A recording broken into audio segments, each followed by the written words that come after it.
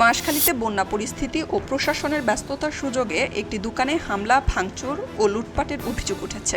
জায়গা পাওয়ার দাবি তুলে প্রতিপক্ষের লোকজন বাজারের ৫০ বছরের পুরনো নুরুল আমিন স্টোরে এ হামলা চালায়।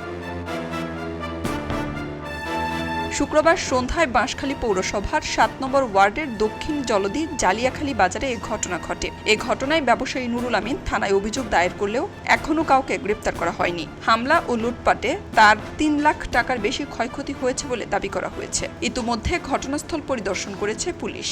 জানা গেছে, দোকানটির একটি অংশের মালিকানা দাবি করে একই এলাকার জমিরুদ্দিন ও শওকত হোসেন বাঁশখালী থানায় অভিযোগ দেন। অপরদিকে হুমকির অভিযোগে নুরুল আমিনও থানায় অভিযোগ করেন। বিষয়টি নিয়ে উভয় পক্ষকে সমাধানের সিদ্ধান্ত হলেও তার আগেই হামলার ঘটনা ঘটে। অভিযোগ অনুযায়ী জমিরুদ্দিন, শওকত হোসেন, কামাল হোসেন ও হাসানের নেতৃত্বে একদল লোক দোকানের তালা ভেঙে গ্রিল কেটে ভেতরে প্রবেশ করে মালামাল লুট করে নিয়ে যায়। এ সময় নুরুল আমিনের ছেলে পারভেজ ও দোকানের কর্মচারীদের মারধরেরও অভিযোগ রয়েছে।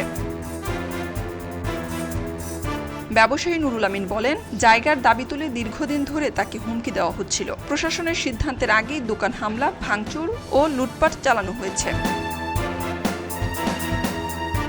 তবে অভিযুক্ত জমিরুদ্দিনের দাবি, দীর্ঘদিন ধরে তাদের জায়গা দখল করে রাখা হয়েছিল।